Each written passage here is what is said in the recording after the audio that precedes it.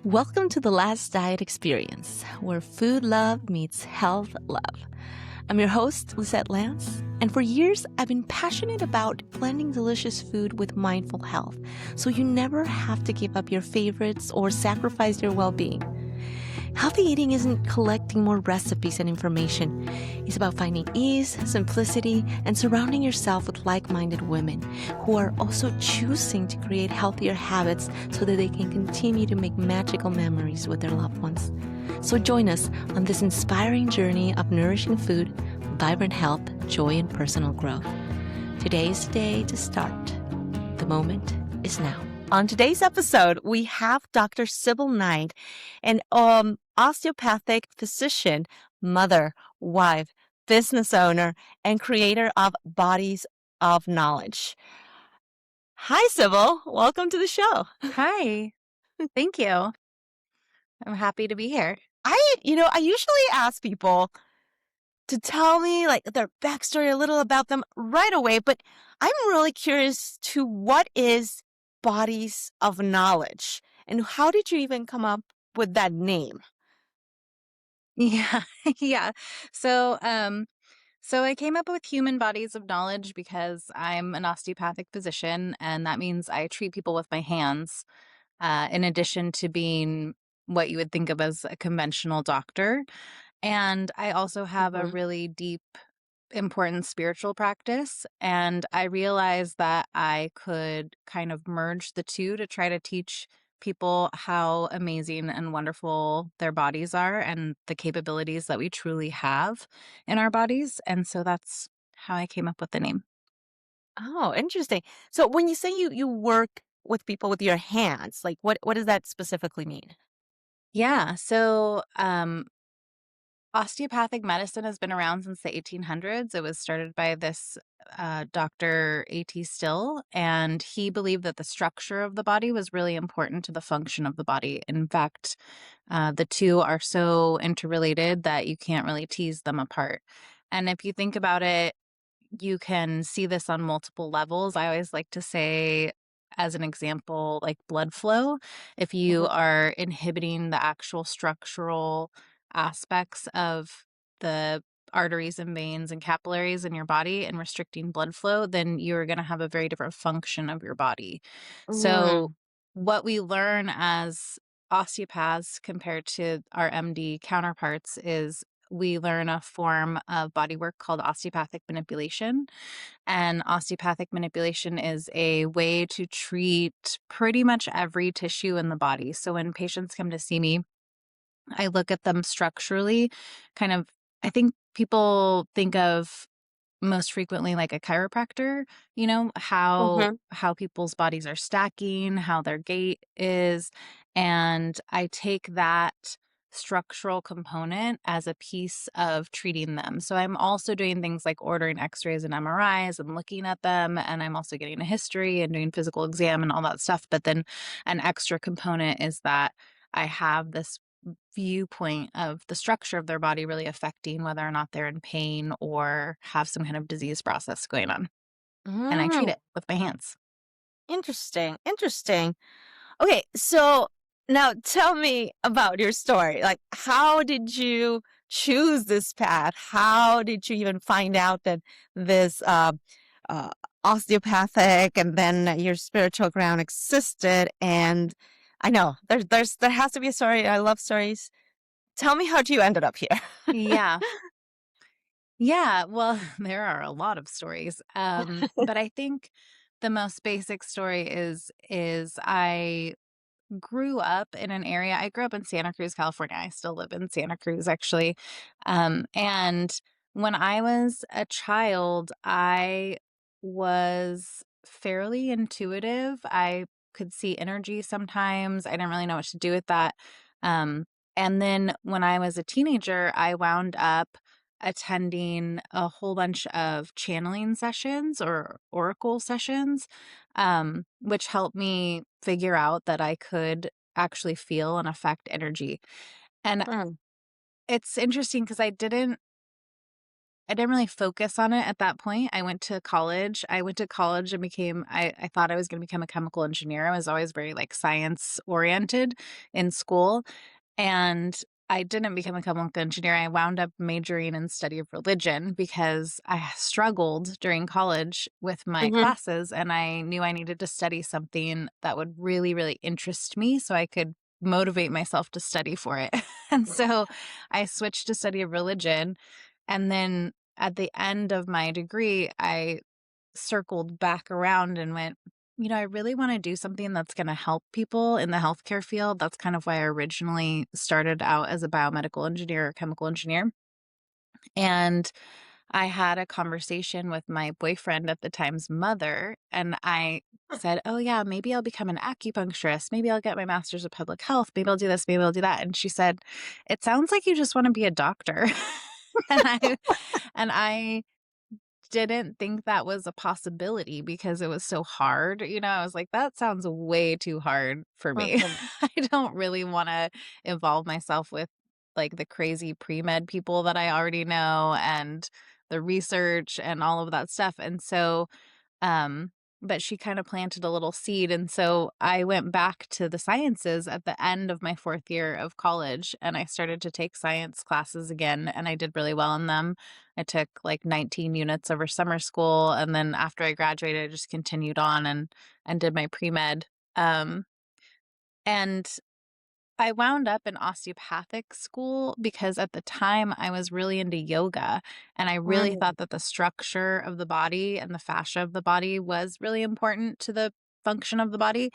And so just based on the ideology alone, I looked at it and I said, "Oh, I think maybe I'm supposed to be a DO and not an MD." I mean, I applied to both schools, but Mhm. um once I found out about DOs, that was my focus. And then I went to osteopathic medical school. Um I had kind of a propensity for putting my hands on people. I could feel things that my other classmates couldn't feel kind of right away. And Mm. that's where I went from there. But treating people over the years, there's I think anyone who puts their hands on people realizes that there's a lot more going on to the body than just the physical structure of the body.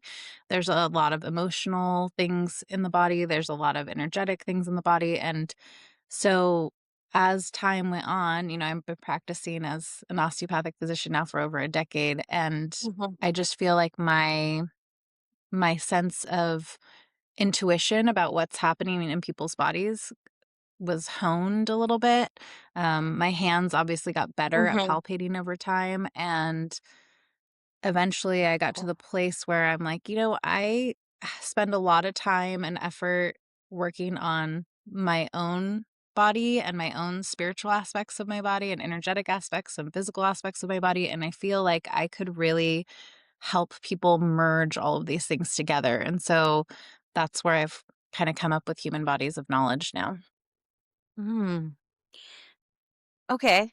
So yeah, it just sounds like a very, very holistic approach. I'm curious, when you said that you could see energies, like what specifically do you see? Yeah, I wouldn't say that I am particularly like strong at seeing energy. I've met other people who just, Mhm. they can see people's auras, they can see energy floating around. For me, it's I'm much more sensory oriented. So if you know anything about people saying they're clairvoyant or cognizant, I'm more clairsentient. I can feel energy. I can feel it move around the room. But occasionally I do catch a glimpse of it. And when I was a kid, that looked like I just remember sitting in my room watching these little speckles of light kind of flow through the air as though they Mhm. were ocean waves kind of, and Oh. me blinking a whole bunch of times to try to talk myself out of what I was seeing. But I definitely had several occasions where I could do that, and occasionally I still kind of catch glimpses of stuff, but like I said, that's not Mm. I know the energy is there more than I can see it. It just sounds so curious because I've heard many stories. I've heard many stories, and the most like uh intense story that I've heard is of this lady who actually had a friend.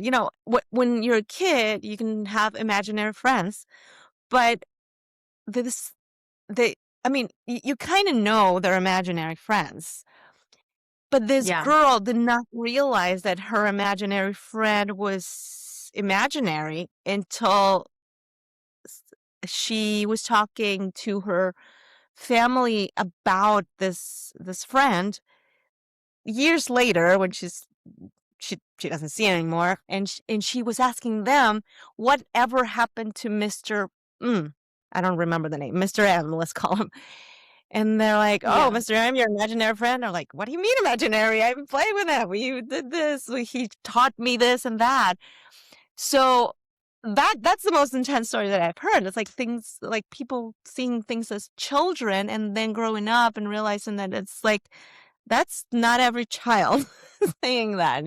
Sure. And Yeah. I mean, I never had an experience like that, but like now I've noticed that I see colors that are not there. Mhm. And I don't Yeah. think it's like an aura, because it's not like around people, it's just like on things. And the only reason Mhm. that I think that I know that they're not there is because I I I see it, but then it goes away and then it comes back. And it goes Yeah. away, come back. Like, I think I don't Well, know. I think that a lot of people do see stuff that they don't Mhm. really think about being energy. Like maybe they just think there's something wrong with their eyes or something. I find that I'm able to see it best on like a cloudy Mhm. day in the clouds, or at like a twilight type of hour or at night in, the ceiling tiles or the walls. I can kind of see it almost looks like a not specific color, like a whole bunch of colors kinda mixed together and, like, kinda sparkly to me. Okay.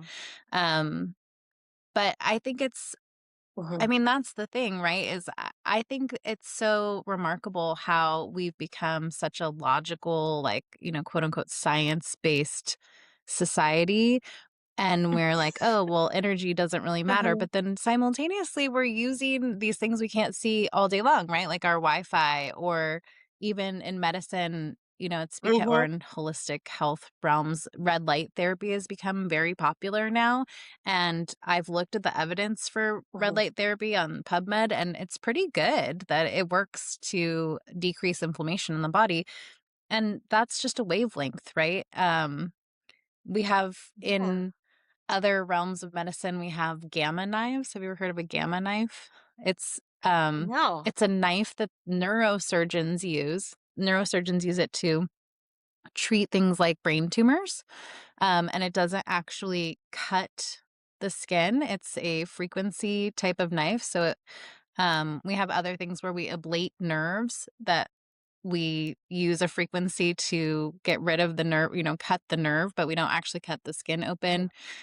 So we're really coming up. I mean, I think that it's becoming more and more Wow. obvious to people that these frequency things exist. We just don't think of it as something we can affect with our bodies for some reason or Mhm. something that we can feel with our bodies. But Mm. people who are very sensitive, highly sensitive people or people who identify as empaths, they I think people like that have known for a long time that their bodies are being affected by things like that, but they just don't know Mhm. how to do anything about it, right?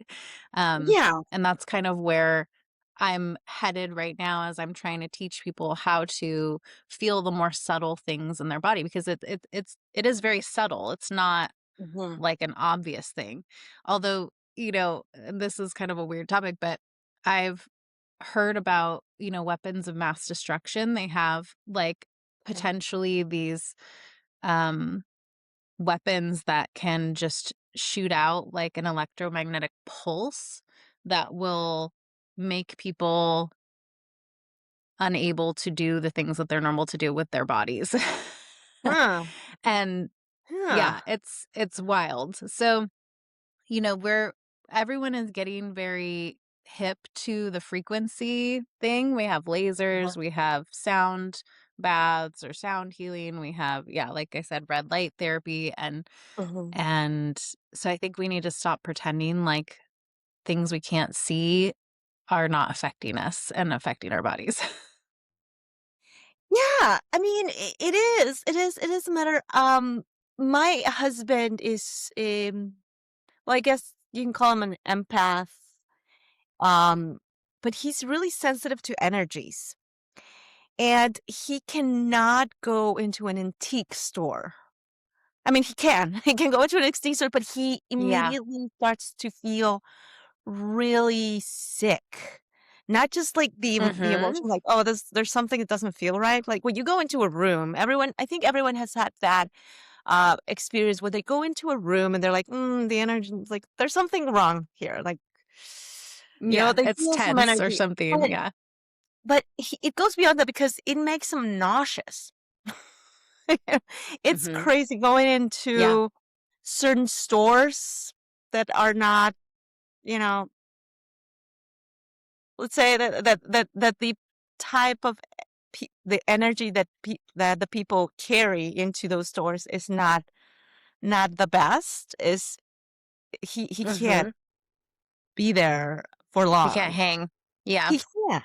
I'm Yeah. like Well, I mean, browsing and whatever. I feel the same way about estate sales. Like I can't go I love estate Mm, sales. I love to get like a good deal. I love garage sales and thrift stores and all the things, but estate sales in particular get really tricky because you're walking literally into someone's home, right? mhm, Usually somebody who's passed home and you don't know what the situation is with them or how sick they were or you don't know anything about them and you're literally picking their items up and buying them and it gets a little crazy. But yeah, I mean you could chalk that antique store thing up to a physical component, right? You could chalk it up to like a whole bunch of dust being there or you could chalk it up to the lighting or um whatever, maybe there's mold in there, but you could also think about the energies that are flowing through that type of environment, right? mhm. Yeah, no, and I believe more of that because like it's just a pattern. It's not like, oh, it's this store that's dirty. It's like it's a pattern. Antique stores, Mhm. certain types of stores that I don't want to name, but but you get the idea. Yeah.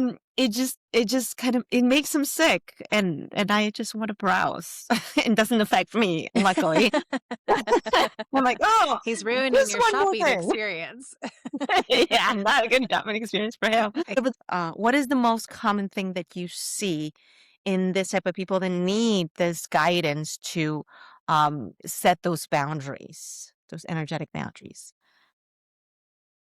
Well, I think that as a woman, a lot of times what we're seeing is overwhelm and anxiety.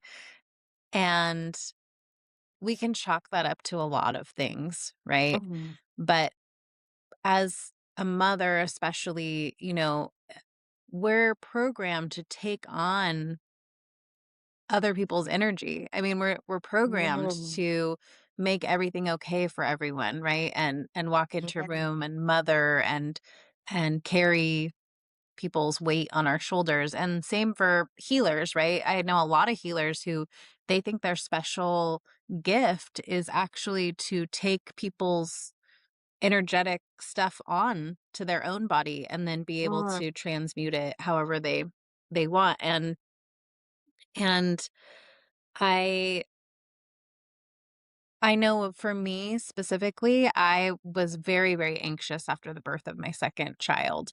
And it took a while for me to figure out both the things in my physical body and also the things going on with my energetic, spiritual, emotional, psychological bodies to get to a place where I Mm. didn't feel kind of a sense of constant anxiety and overwhelm, and started to enjoy my body more, right? Have pleasurable experiences, have joyful experiences that weren't weren't tainted by the amount of overwhelm and stress and anxiety that I felt. So I think really sensitive people, we can focus on, there's a lot of things to focus on physically, right? And you're a Mhm. perfect example. Like, we can simplify our diets and make it so that we're really receiving nutritious food, right? We can make sure we're hydrated. We can make sure our sleep is good. We can make sure we're moving our bodies regularly. And that will get us to a point of feeling better, definitely. So this energetic Mhm. component to me is a more subtle aspect of feeling well.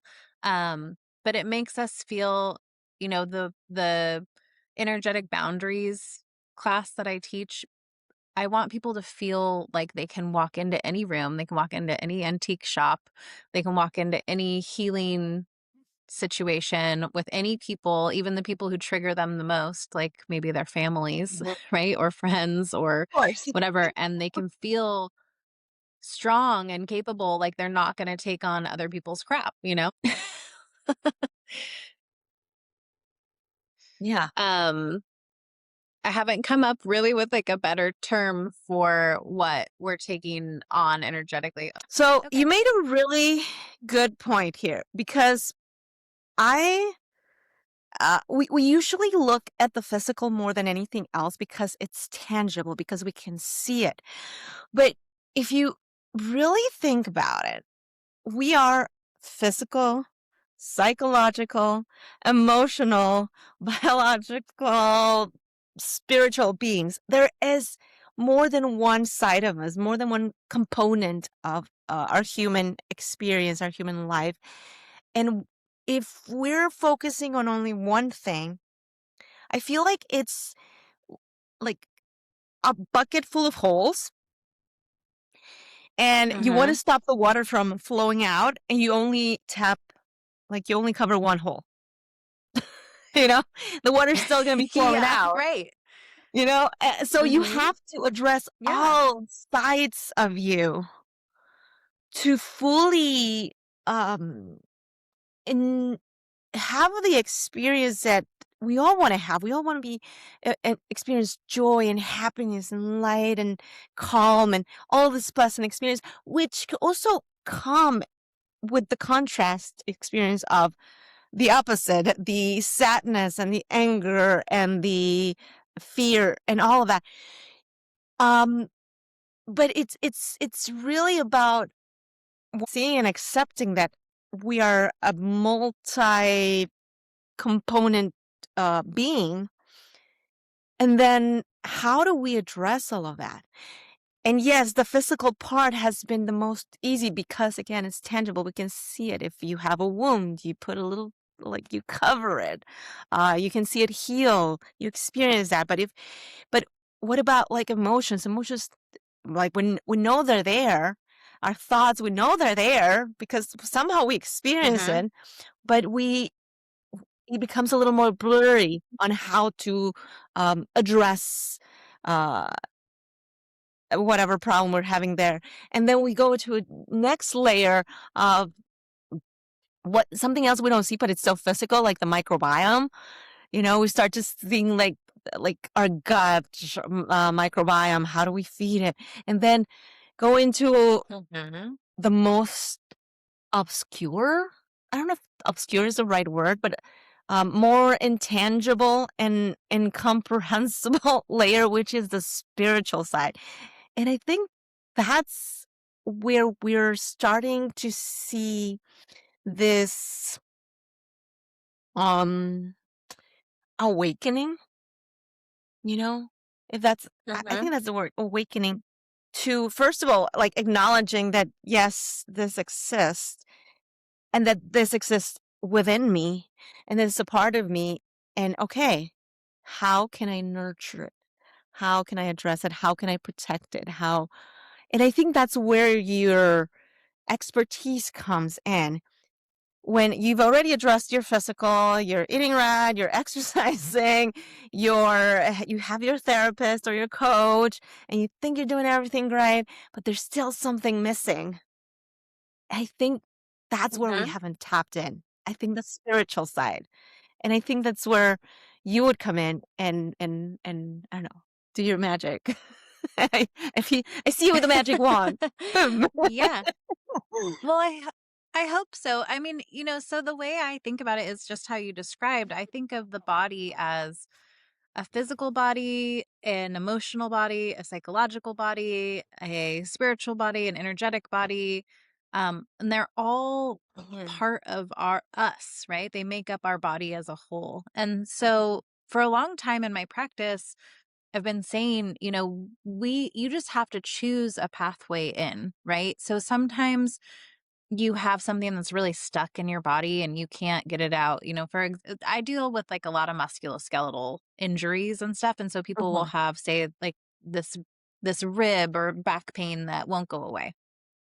And it doesn't matter how much I treat it, doesn't matter how much myofascial release they do at home, it doesn't matter how much physical therapy they go to, that is not gonna move, right?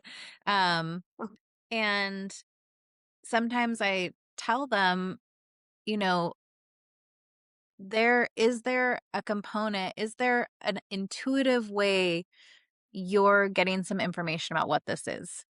Because it might be more energetic, it might be more emotional, it might mhm, be um, the result of some kind of trauma, some kind of physical or mental emotional trauma that happened. And so a lot of times I get into discussions with people like, when did this start? When exactly did this start? What happened before that? Were you in a bad mhm, relationship when you were 20 years old and you happened to slip and fall down the stairs while you were in a fight with your boyfriend? Were you in a car mhm, accident of some kind with your family? Were you doing, just little pieces? There's so many things because the body is so good at compensating for everything. And mm, so yeah. a lot of times if you have some type of experience when you're younger, when your body is, more mobile, right? More flexible, better hydrated, you can you can deal with the consequences of it. Your body can compensate for it. And then over the years, as you layer on more things that have happened, you layer on more life experiences, layer on more physical trauma or types of exercise or car accidents or whatever it is. Eventually, you get to a point where your body just can't compensate anymore. And Mm, you have to be able to look at it yourself as a whole, right? That's what I'm trying to do with my mhm, patients. I'm trying to look at them as a whole. And I actually don't, it's kind of funny because I actually don't do energy work in my office at all. mhm, um, because I don't think that people are coming to see me for that, right? They're coming to see me for the mhm. physical. And so I'm very focused on the Right. physical in my office. And I find that it does, for highly intuitive patients or highly sensitive patients or empaths, they do feel frequently like I am affecting their energetic field, but that is not my intention in my office at all. I'm focused on their fascia and their muscles and their bony alignment, their structure.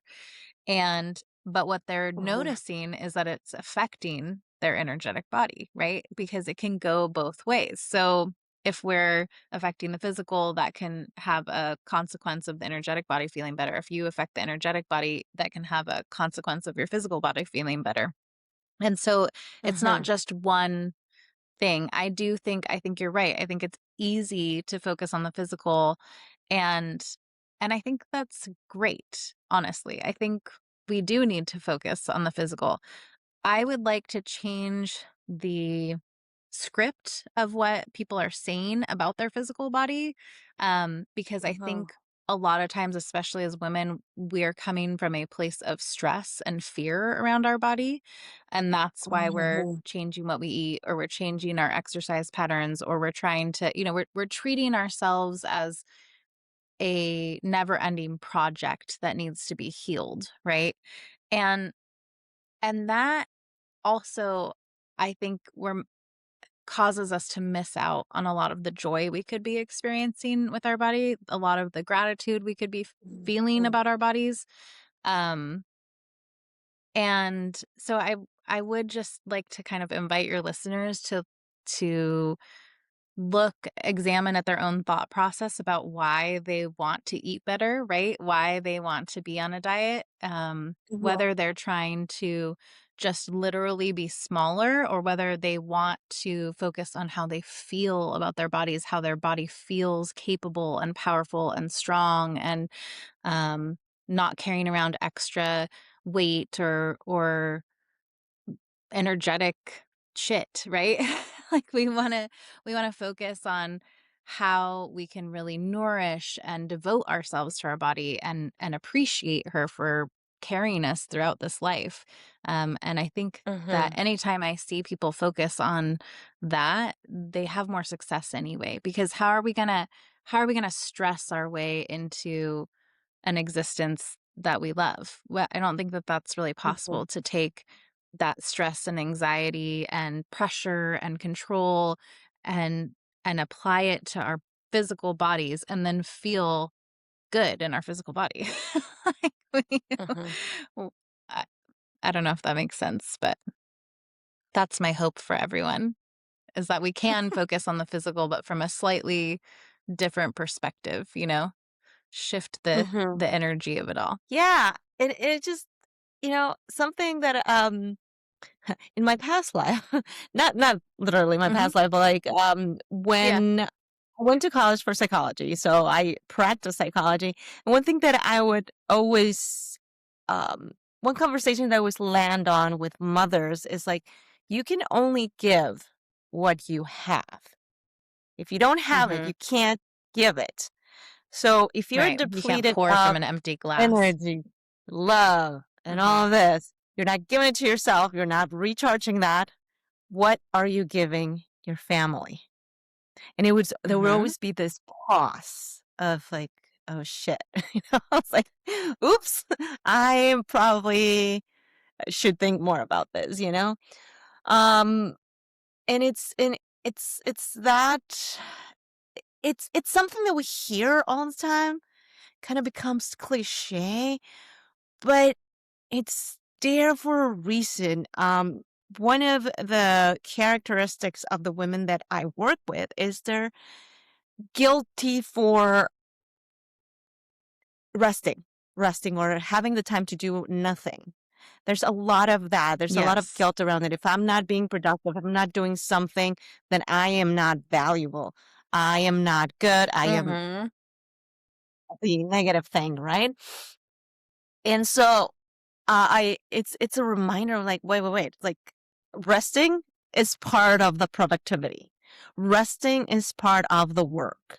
Resting is part of like recharging yourself. So when you go and make food for your family, you're not doing it from a place of like overwhelm and I have to feed the children and then they have to go to bed and just have to go to school or whatever. It comes from a Yeah. And place are of they even going to eat this love. meal? Yeah, and then the energy that you put into it matters. I don't know Hmm. like, you can taste the love in the food. Sometimes you go to the restaurant and you're, like, Yes. really surprised, you're like, "Oh, I can taste the love here," like, that cook was Hmm. actually enjoying cooking for me or just cooking. The energy Yeah, in which you absolutely. receive this food, the energy that you put into this food, like, the people that say, like, "I hate cooking," I'm like, "Wait. Do you hate cooking? Do you hate the experience that you've had related to cooking? Like, let's explore a little Hmm. more into that because you don't just hate something. It's like innate. Like Yeah. maybe you don't enjoy it. Maybe it's not the best thing to do, but hate is kind of like a strong and full of energy word. So you Yes. get to find that balance and that and it comes into affect your whole day, especially if it's like breakfast. How do you do that? Hmm. I I totally agree with you. You really can't. I mean, I particularly like to cook. Since I had kids, I Mhm. like to cook less than I did before because it just seems kind of pointless, right? To spend an hour cooking a beautiful meal and then you sit down and your kids are like, "Ugh, what is this? I don't want to eat this," right? Um, Yeah, you can and change that. so yeah, and so it becomes kind of frustrating, but I I agree. I've been to people's homes who have spent a lot of time on preparing their meals, and I can tell that they don't enjoy it, right? They're doing it for some type of outside perspective looking in. And I think that that's where we're missing the plot a lot of the time. We're doing a lot of things in our lives for people on the outside of us, and we're not doing things for ourselves and making ourselves and our own bodies happy and our own lives good. And so for cooking and food, what you are preparing is literally becoming part of your body, right? That Yeah. this food you're taking and you're ingesting it, and the energy from the food is becoming the energy that you have in your body. And so if you are actively hating that food, if you are being like, "Ugh, this is such a pain in the butt, I don't want to do this, blah, blah, blah," then that's not helpful at nourishing yourself, you know? Um, it's not on many levels, right? It's much more effective to be enjoying something and then Mhm. consuming it. And if you don't, then it's worthwhile to sit and examine how much time you want to spend on stuff like that, how Mhm. much energy you want to spend on preparing something. But it's the same for everything. When I sit down and eat, I really try to be intentional about what I'm eating. I really try to, send my food a little love or send my water a little love before I take it into my body, Mhm. because to me, that's actively loving myself from the inside Mhm. out, right? It's actively loving my own body and what it's doing for me in this lifetime. I can't I can't be alive. I can't have any of the experiences that I'm having in my life without this body. Right. So I try to really hard to appreciate it. And it's so easy to walk down the road of, ugh, I don't like this about myself, especially if we're like luteal, right? Like right before our period. We're Mm. like, Yeah. ugh, I Yeah. feel fat. I feel terrible. Want to throw my kids outside. I never want to talk to my husband again, all of those things. But um it's not, you know, f- the vast majority of my time I am not hating on my body, right? um I'm trying to really focus on it feeling strong and powerful and capable, and generally I find that my patients, I mean, this is also something that comes from my medical practice, is I find that I treat patients of all ages, right? 0 to 100, or beyond. And the people who do really well in their older years, right? So in their 60s, 70s, Mhm. 80s, 90s, are the people who have an innate sense of devotion to their body, right? They are the ones who Mhm. are getting up every day and going for a walk. They're nourishing their bodies, they're hydrating their bodies, they're making sure they get good sleep, because not from a place of stress, not from a place of, oh, I'm a bad person if I don't do this, or I will look a certain way if I don't do this, but from a place of, I want my body to feel capable and strong so I can travel with my partner, or I can live on my own into my 90s, or I can play with my grandchildren Mhm. and watch my grandchildren for my kids. And that brings me a lot of joy in my life. These people are the people who are thriving. And it's interesting because we can take all of this scientific information. As a doctor, we're basically trained to see the worst case scenario, right? We're like, oh, Mhm. Yeah. you know, um, we're looking for heart attacks, we're looking for cancer, we're looking for strokes, we're looking for big, terrible things. And we can talk all day about how there's aspects of our diet affecting things, and doctors are so different across the board, right, as to what they think is healthy for the body. Mhm. And to me, I've seen people on all, who are living into their 90s who aren't paying any attention to what the doctors are saying. They're like, they're just trying to find some joy, and they're moving their bodies, and they're eating, protein, and they're drinking water, and they're not smoking or drinking alcohol, and then they're great, And a lot of it is an attitude. And a lot of it's an attitude about healing also, because inevitably we're all going to have an injury, right? We're all going to have something that stops us in our tracks with our bodies. And to get Mhm. through that time period requires a mental, psychological, emotional, spiritual strength of sorts to be patient with ourselves, to allow ourselves to heal, to not think that this is the end, that I will be in pain forever and ever and ever. Um, those are the people who do really well. I think when I Mhm. met you, I had a broken foot, right? I broke my foot a couple months ago around Halloween. Oh, yeah. So I broke my foot around like the Wednesday before Halloween. And I also messed up my ankle. And so I was in a boot for 7 weeks, including when I went to the conference and met you. And Oh. now my foot is great. And everyone keeps asking me about it. Oh, you don't have any pain? And I'm like, no, my body is great at healing. Like I did what I was supposed to Mhm. do. I wore my boot for a long enough period of time. I stayed off of it. I really focused on strengthening it and doing myofascial release of my calf and my foot. And I trust that this is where kind of my faith comes in, but I trust that there is a good reason for my foot to be broken. Um, and for me, that was Mm. lying down and resting. Mhm. Yeah, take a pause. Because I am yeah, because I am not good at pausing or resting. That is like definitely a growth edge for me.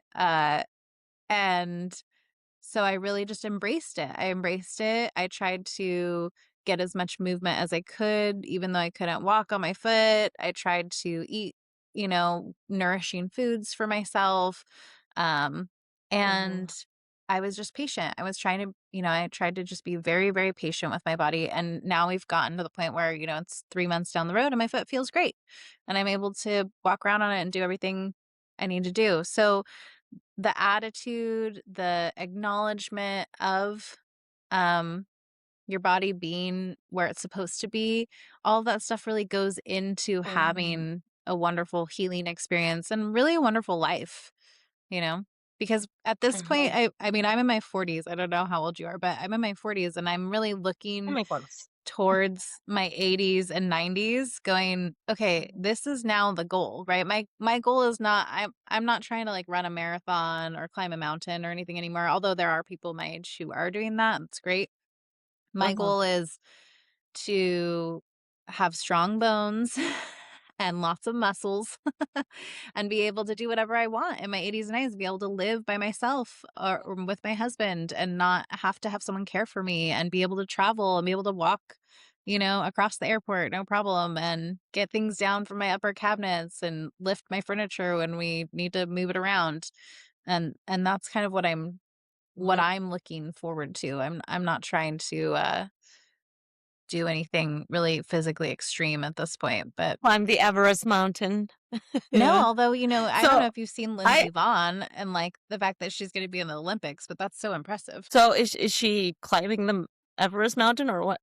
I haven't heard No, of her. she's a downhill skier, and she's 42, and she's gonna be in the Oh. Olympics and, like, possibly win the gold medal. So Oh. impressive. Yeah. Yeah. Wow. No, I mean, yeah, but it shows you though. It shows you that a lot of us are like thinking I don't want to get old. Getting old sucks. But it's not about the getting old, but about how we think that getting old supposed to be. Yeah, If you absolutely. realize that getting like growing older doesn't mean that you're going to decline in a way that you can't ultimately take care of yourself and you're going to end up needing someone else to change your diapers. Well, that's very uncomfortable. Yeah. But if you realize that what you do right now can impact your life then, where you can, where you can do whatever you want, go into the adventures that you want, play with your grandchildren on the floor, um, have that, I don't know, kayak adventure or walk around forest if you wish, and just live on your own if you need to take care of yourself. That is very valuable. And just knowing that that is possible, I think that's part of the understanding, not understanding, but like we're not going to put an energy and effort to something we don't believe we're going to get. So we first have to believe that we can get an independent life in our 90s Mhm.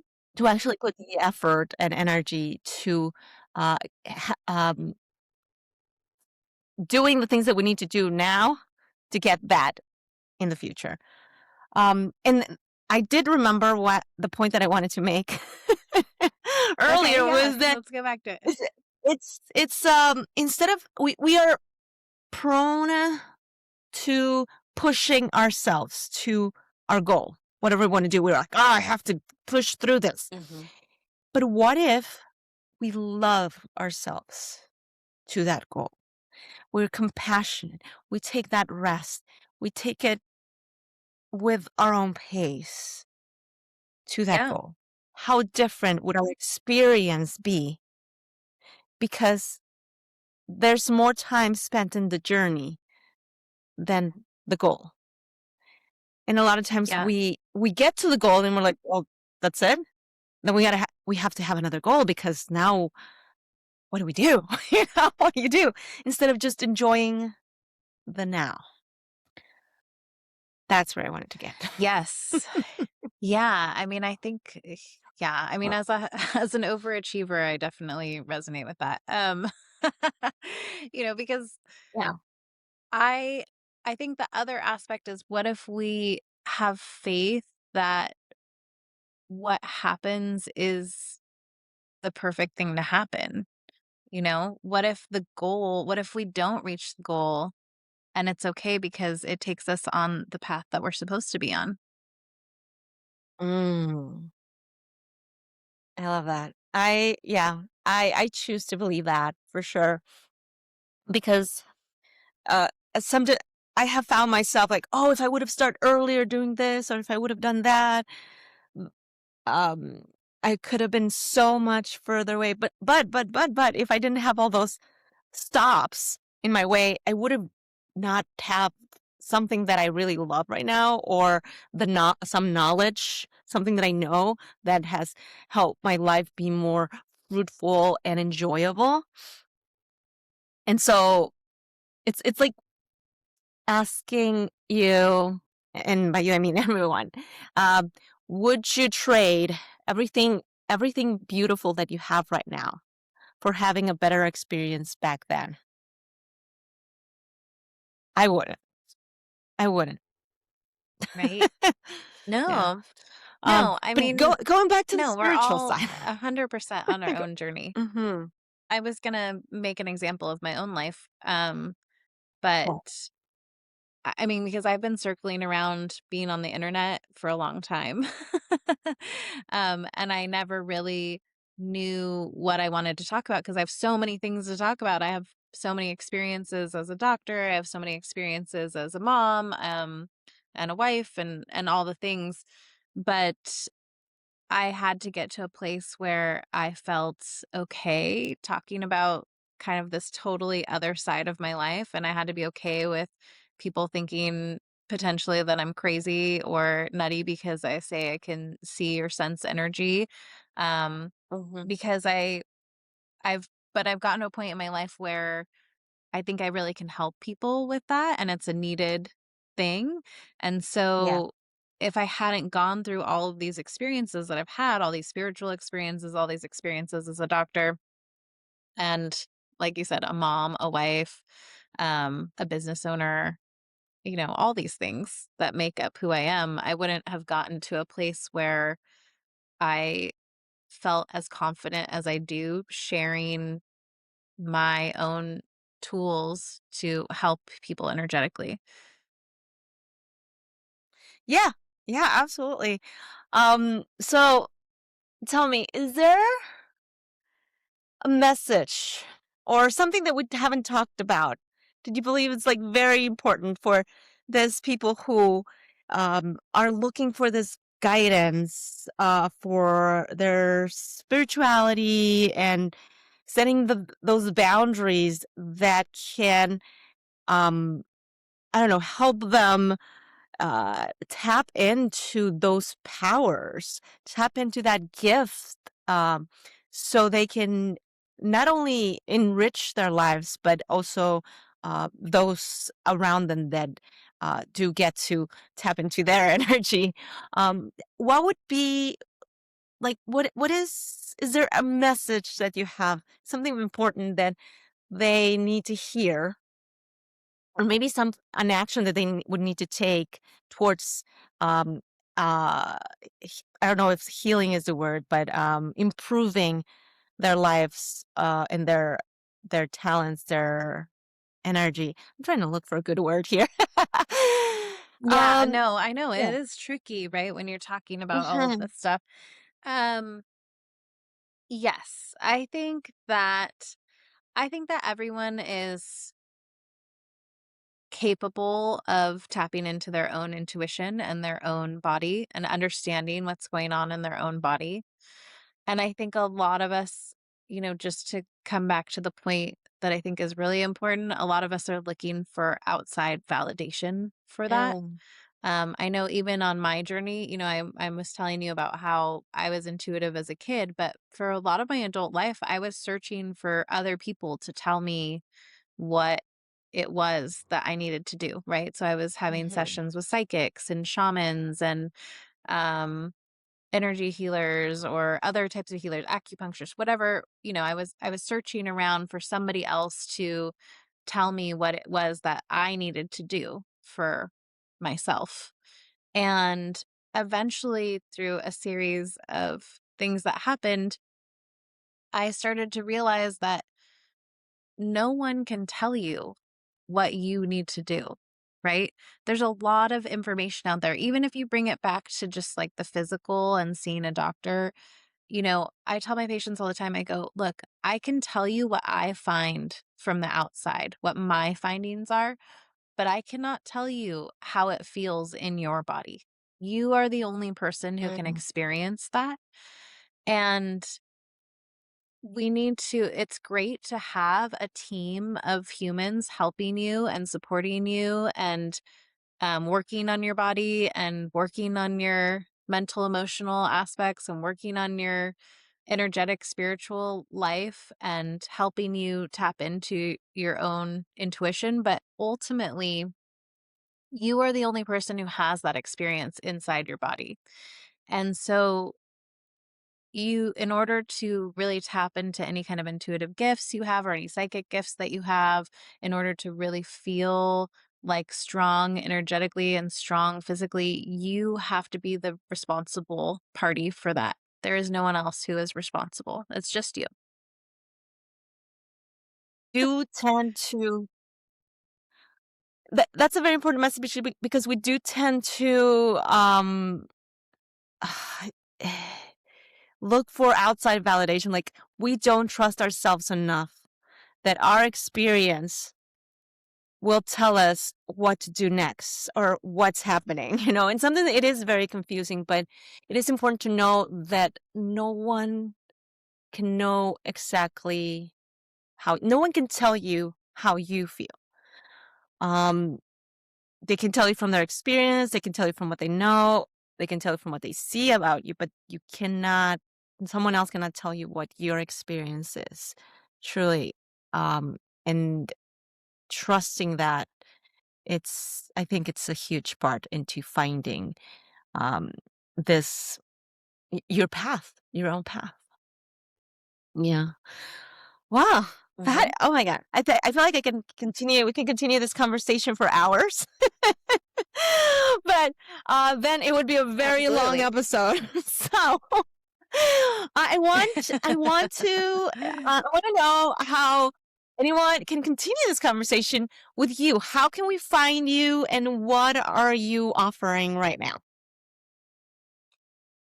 Yeah, so I'm mainly on Instagram right now under my handle is Human Bodies of Knowledge. My name is Sybil Knight. I have another Instagram handle that's specifically for my doctor side. So, feel free to follow that if you want. Also, it's just Dr. Sybil Knight. Um, and right now I'm offering a masterclass for anyone who identifies as an empath or a healer or, any woman who's feeling overwhelmed and anxious and feels like they are affected by energy. And so Mm-hmm. my energetic masterclass, it's going to be a very simple hour and a half long class on the basics of protecting your body energetically, and also how to clear out your field of stuff after you've been kind of attacked, quote unquote. I don't know what a Yeah, better yeah, word for yeah, that, but having other energy in your field and your body that you don't want to have in there, how to help clear that out of yourself so you can feel like you are tapped into your own intuition, like that you're tapped into your own body and not other people's stuff. Mm-hmm. Yes, that's very important. I see it with my husband mostly. But yeah, Yeah, well, so maybe your husband I should come to the master class. I know, right? Yeah. So I'm gonna put all the links in the show notes. So go read that and click on the links so you can continue a conversation with Sybil and ask her, I don't know, about your spirituality, your healing powers, and you know what? If you want to ask her about osteopathic anything, you can ask her too. So Osteopathic. thank you. Yeah. Osteopathic, yeah. So thank you so much for being here. It was very, very fun to talk to you again, and I hope we can, I'm sure we'll think of something else to make another episode in the future. Thank you so much for being here, Sybil. Sure. Yeah. Thank you so much. I appreciate it. Hold on a moment before you go. I want to personally invite you to join the Intuitive Cooking Club. If you've been feeling overwhelmed and confused by all the conflicting info on healthy eating, this club is exactly what you need. Imagine simplifying your food choices so that eating healthy becomes your second nature. Ready to make healthy eating your easy go-to? Just click the link in the show notes to get all the details. Can't wait to welcome you to the club.